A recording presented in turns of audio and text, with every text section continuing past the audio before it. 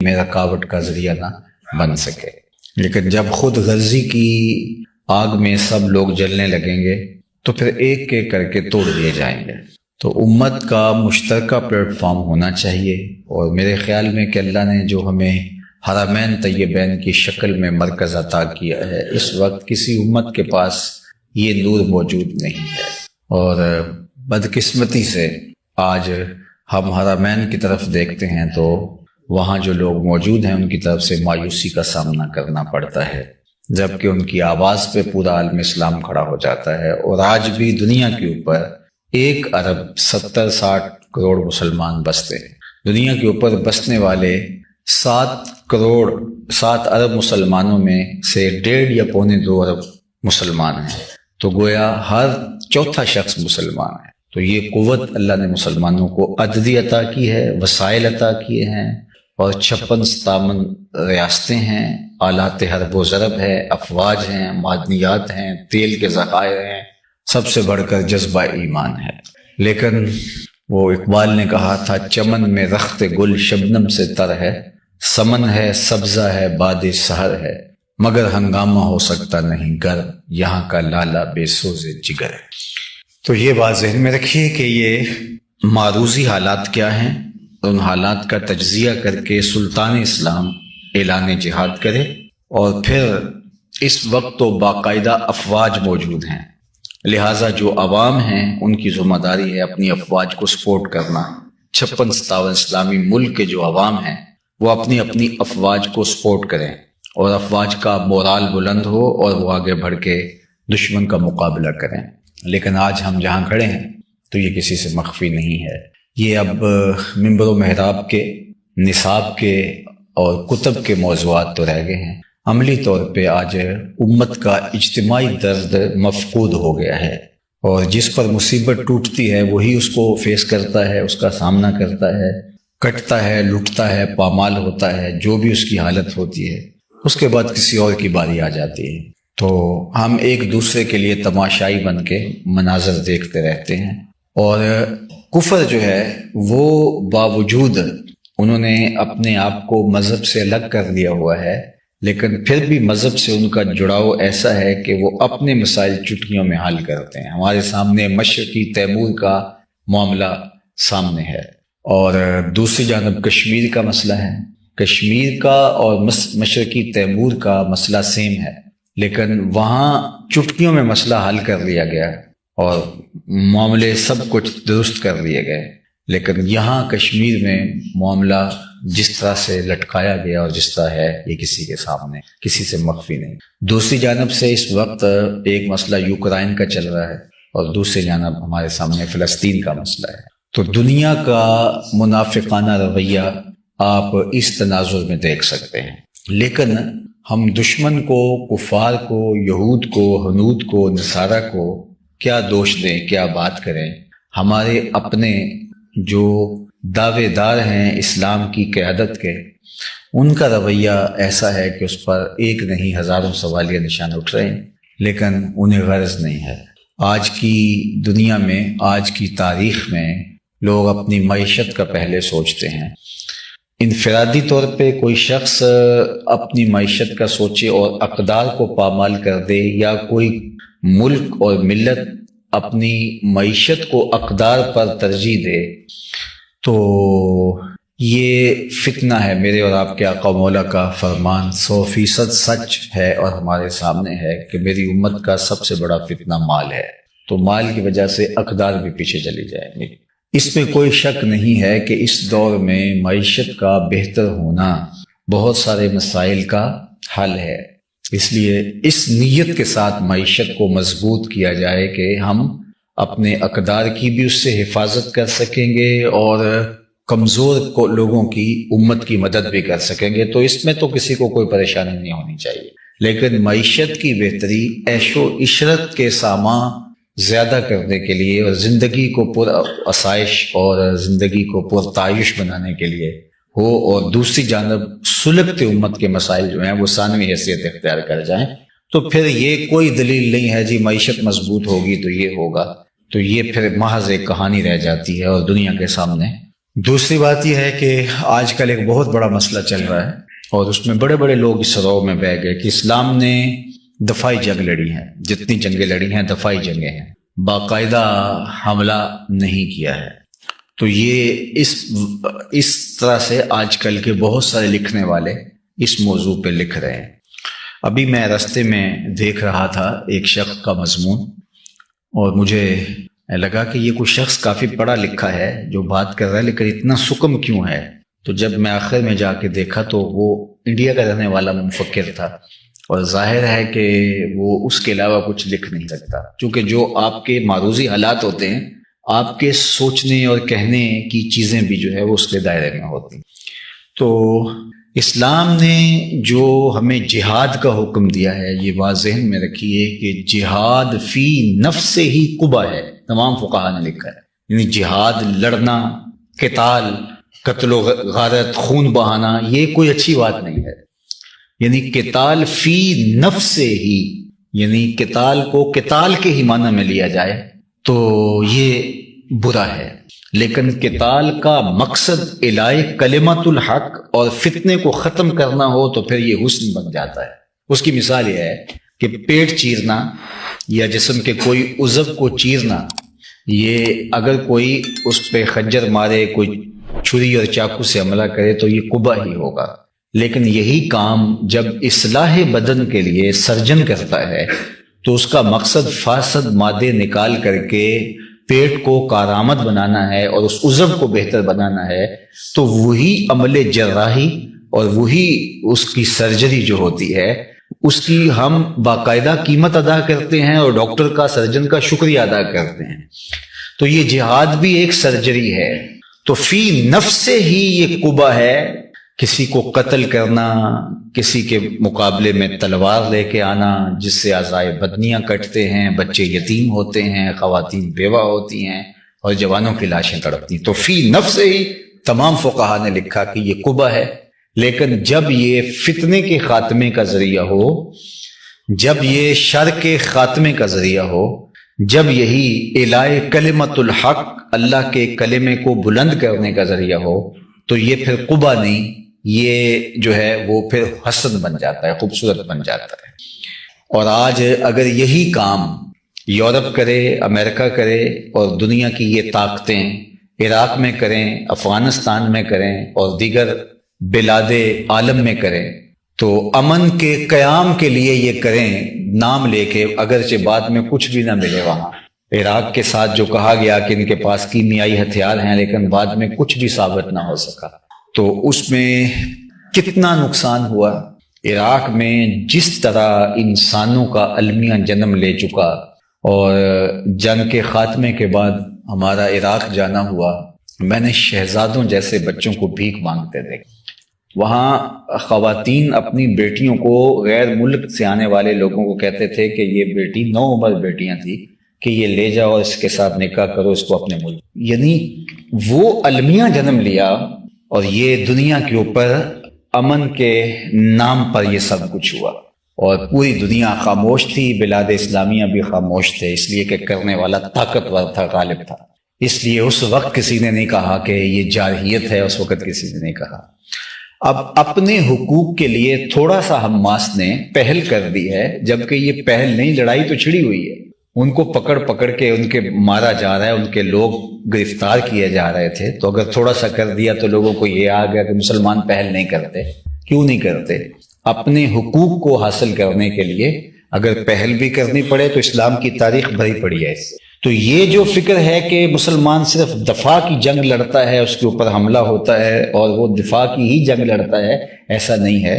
یہ بالکل واضح ہے کہ دفاع کے لیے بھی مسلمان لڑتا ہے، اور اگر اس کو الہی کلمت الحق کے لیے جھپٹنا پڑے، حملہ کرنا پڑے، تو اسلام کی تاریخ اس سے بھی خالی نہیں ہے۔ لیکن یہ بھی اپنی جگہ پہ حق ہے کہ مسلمانوں نے جنگ کے آداب بھی بتائے ہیں، اور حتیٰ کہ درختوں کو کاٹنے سے بھی منع کیا ہے۔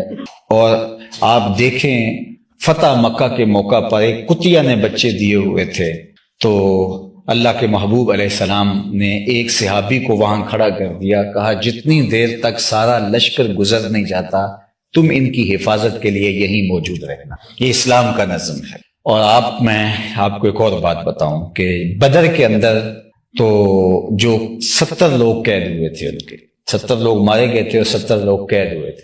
اس زمانے کے اندر یہ جو گندم کی روٹی ہے یہ اہل عرب کے ہاں یہ بہت کم دستیاب تھی اور یہ ان کے ہاں ایک مہنگا کھانا تھا. تو مسلمانوں کے پاس اتنی گندم نہیں تھی. تو پھر حکم کیا ہوتا ہے کہ تم دوسری چیزوں سے گزارا کر لو لیکن اپنے ان قیدیوں کو آپ گندم کی روٹی کھلائیں. اسلام کے یہ وہ تھے جو اسلام کو مٹانے کے لیے آئے تھے، لیکن یہ قیدیوں کے ساتھ اس نے سلوک. اور آپ آج کی تاریخ میں دیکھ لیں، فلسطین کے اندر جو اسرائیل کے قیدی چھوٹ کے گئے ہیں انہوں نے اسرائیل میں رہ کر کے فلسطین کے حق میں بات کی ہے، اور آج ہر جگہ یہی بات چھڑی ہے اور پوری دنیا پر یہی ڈسکس ہو رہا ہے کہ وہ کہتی ہیں انہوں نے ہمیں مہمانوں کی طرح رکھا. ادھر سے ہمارے لوگ بم مار رہے تھے ہاسپٹلز کے اوپر اور بچے ذبح کر رہے تھے، اور ادھر یہ قیدی تھے اور انہوں نے کہا تم پریشان نہیں ہونا، تم محفوظ ترین جگہ پہ ہو. اور ان کو آنچ تک نہیں آنے دی، اور ان کے بچوں کے جو ضروریات ہیں ان کے بچوں کو دستیاب نہیں تھے، ان کو بچوں کو پوری. تو آج بھی مسلمانوں کے اندر وہ جذبے موجود ہیں. تو جہاد فی سبیل اللہ، اللہ کی راہ میں قتال، تو یہ میں نے عرض کر دیا کہ یہ طے شدہ ہے کہ یہ قیامت تک جاری رہے گا. اور میرے اور آپ کے آقا و مولا کے مبارک اسماء میں سے ایک اسم رسول الملاحم ہے. آپ حضور کے 99 اسماء پڑھیں تو اس میں ایک اسم رسول الملاحم، جنگوں والے رسول. حضور علیہ السلام نے مکہ سے ہجرت کے بعد مدینہ المنورہ میں 10 سال گزارے. 10 سال حضور کے ٹوٹل یہاں گزرے ہیں. ان 10 سالوں کے اندر اللہ کے محبوب نے 27 جنگیں لڑی. 27 جنگیں اللہ کے محبوب علیہ السلام نے لڑی. اور کچھ جنگیں حضور نے طویل اسفار کر کے، جس طرح غزوہ تبوک ہے، کتنا لمبا فاصلہ تھا اور کتنی سخت مشقت اور مسافت تھی. اللہ کے محبوب خود گئے جا کے ان کے علاقے میں پہنچے. تو اس کا ایک مطلب تو یہ جنگ ہے، قتال ہے، جہاد فی سبیل اللہ کا. اور وہ میں نے عرض کر دیا کہ وہ کسی ایک شخص کو یا ایک جتھے کو حق نہیں ہے کہ وہ اعلان کر دے، اس سے تو الٹا فساد برپا ہوگا. یہ سلطان اسلام کی ذمہ داریوں میں شامل ہے. اور دوسرا اس کے آداب ہیں، جنگ کے خد و خال ہیں، اور اس کا سارا ایک نظم اسلام نے بیان کیا. سب سے بڑھ کر مقصد اعلاء کلمۃ الحق ہے، یعنی جنگ کے بنیادی مقاصد میں سے ایک مقصد اللہ کے پرچم کو بلند کرنا. اور اس پر میں سمجھتا ہوں کہ اللہ کے محبوب علیہ الصلوۃ والسلام کی یہ حدیث قول فیصل ہے کہ آقا کریم علیہ الصلوۃ والسلام کی خدمت میں ایک صحابی عرض گزار ہوتے ہیں کہ اللہ کے پیارے محبوب، ایک شخص لڑائی کرتا ہے، راہ خدا میں جہاد کرتا ہے، حتیٰ کہ شہید ہو جاتا ہے، اور اس کے دل میں یہ تھا کہ چلو اس سے مجھے شہرت اور ناموری بھی مل جائے گی، تو کیا اس کا یہ عمل قابل قبول ہے؟ اس کو اس کا کوئی اجر ملے گا؟ تو اللہ کے محبوب نے اس کا جواب دیا، لا شیء لہ، اس کو کوئی اجر نہیں ملے گا. صحابی کہتے ہیں کہ میں یہ سمجھا کہ جو میں کہنا چاہ رہا ہوں وہ میں معافی ضمیر صحیح طرح سے بیان نہیں کر سکا. تو میں نے پھر حضور سے کہا کہ حضور، وہ اللہ کے دین کے پرچم کو بلند کرنے کے لیے، اعلاء کلمۃ الحق کے لیے لڑ رہا ہے، لیکن ضمن میں یہ ساتھ نیت بھی شامل ہے کہ چلو میری ناموری بھی ہو جائے گی، شہرت بھی ہوگی، تو کیا اس کو اجر ملے گا؟ تو اللہ کے محبوب علیہ السلام نے فرمایا، فلا شیء لہ، اس کو کوئی اجر نہیں ملے گا. کہتے میں پھر تیسری مرتبہ کہا کہ حضور، اس کا مقصد اللہ کے دین کے پرچم کو بلند کرنا ہے، اعلاء کلمۃ الحق کرنا، اور اس کے لیے جان جیسی متاع عزیز وار رہا ہے، لیکن اس کے دل میں ساتھ یہ بھی یہ گوشے میں چیز پڑی ہے کہ چلو میری ناموری بھی ہوگی، میری عظمت کے جھنڈے بھی لگ جائیں گے، بہادری کے ترانے بھی پڑے جائیں گے، تو اس کو کوئی اجر ملے گا؟ تو حضور علیہ السلام نے فرمایا، اس کو کوئی اجر نہیں ملے گا. کہتے میں نے پھر چوتھی مرتبہ کہا، میں سمجھ رہا تھا کہ میں جو کہنا چاہ رہا ہوں شاید میں حضور سے عرض نہیں کر پا رہا. تو جب میں نے پھر حضور سے عرض کیا تو اللہ کے محبوب علیہ السلام نے پھر فرمایا کہ اس کو کوئی اجر نہیں ملے گا، اور سنو کہ اللہ طیب ہے اور اسی عمل کو قبول کرتا ہے جو محض اس کے لیے کیا جائے.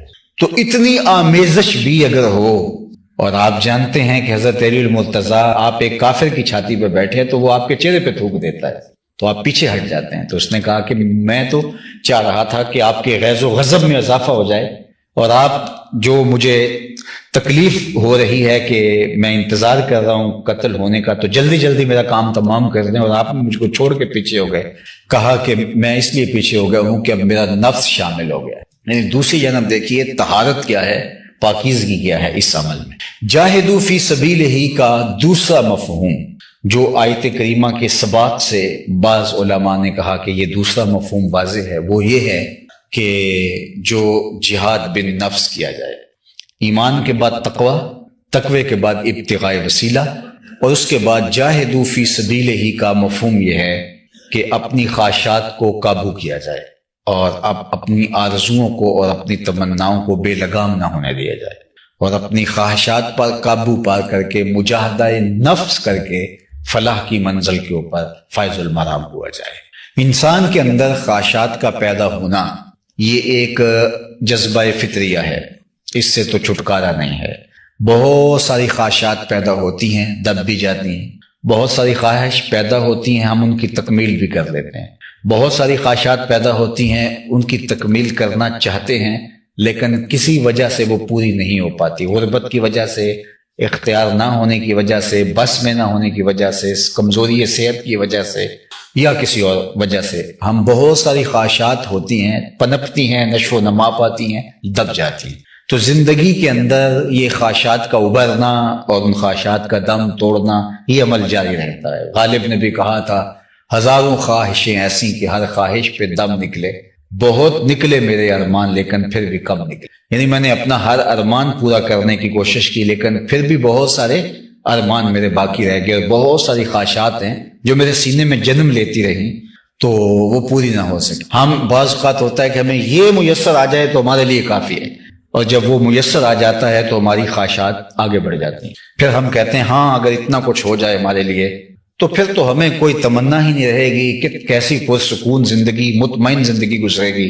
لیکن وہاں جب پہنچتے ہیں تو اطمینان ہمیں کچھ آگے نظر آ رہا ہوتا ہے. تو خواہشات تو بڑھتی رہتی ہیں. اللہ کے محبوب علیہ السلام نے فرمایا کہ اگر ابن آدم کو سونے کی ایک وادی دے دی جائے، دو پہاڑوں کے درمیان جو خالی جگہ ہوتی ہے اس کو وادی کہتے ہیں، تو یہ دو پہاڑوں کے درمیان جو خالی جگہ ہو یہ سونے سے بھری ہوئی ہو، اتنا سونا تو کسی کے پاس نہیں ہوگا. لیکن فرض کرو اگر کسی کے پاس اتنا سونا ہو تو فرمایا اگر ابن آدم کو سونے سے بھری ہوئی ایک وادی دے دی جائے تو وہ آرزو کرے گا کہ میرے پاس دوسری وادی ہو، وہ دوسری کی آرزو کرے گا، دوسری کی تمنا کرے گا. بادشاہوں کو جو فتوحات ہوتی ہیں تو وہ پھر ایک ٹارگٹ متعین کرتے ہیں کہ یہ اتنا علاقہ آ جائے تو میرا علاقہ سیدھا ہو جاتا ہے. لیکن جب اس کے بعد جو ہے وہ آگے ان کی خواہشات بڑھتی ہے تو شیخ سعدی فرماتے ہیں کہ آخری سانس تک ان کی خواہشات دم نہیں توڑتی. جو ہے وہ دم ٹوٹ جاتا ہے لیکن خواہشات نہیں ٹوٹتی اور وہ آگے ہی بڑھتے چلے جاتے ہیں. تو یہ انسانی فطرت ہے، اس کی خواہشات بڑھتی رہتی ہیں. اب کوئی کہے کہ میں نے اپنی ساری خواہشات کو پوری کر لینا ہے، اس کے لیے میں شدید محنت اور دوڑ لگاؤں گا، تو یہ تو بادشاہوں کی بھی پوری نہیں ہوتی. خواہشات تو قارون کی بھی پوری نہیں ہوئی، فرعون کی بھی، نمرود کی بھی، حامان کی بھی، صفتت کی بھی، نفد نون کی بھی. یہ جو بڑے بڑے لوگ تھے، جو بڑے بڑے جابر اور بڑے دنیا کے حکمران ہوئے، خواہشات اور تمنائیں تو ان کی بھی پوری نہیں ہوتی.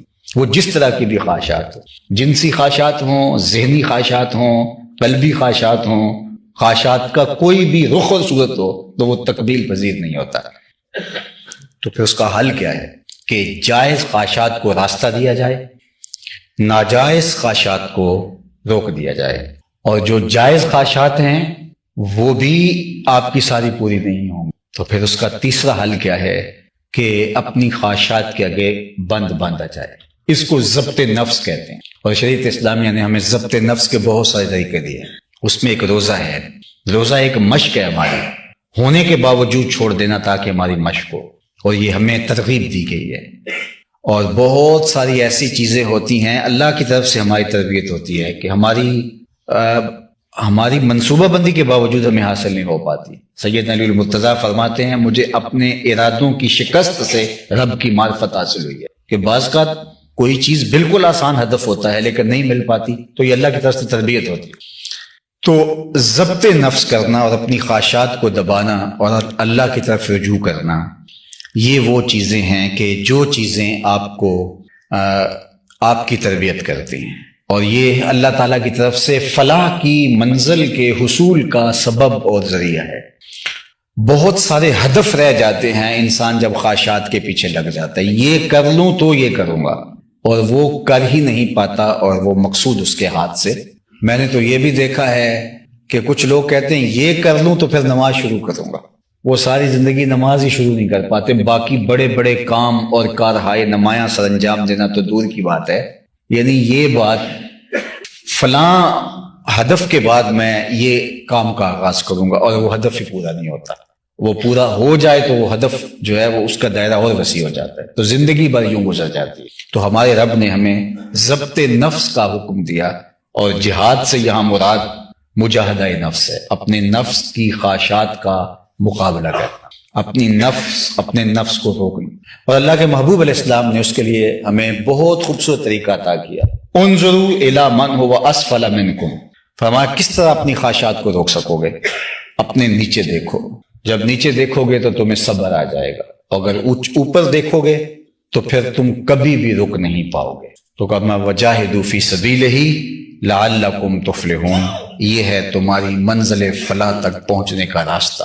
وقت سمٹ گیا، میں اجمالاً عرض کر دیتا ہوں دوبارہ کہ پہلی منزل ایمان ہے، دوسری منزل تقوی ہے، تیسری منزل ابتغاء وسیلہ ہے، ایسے لوگوں کی صحبت اور قربت حاصل کی جائے کہ جن کے ذریعے سے منزل آسان ہو جائے، اور چوتھی چیز جہاد فی سبیل اللہ ہے۔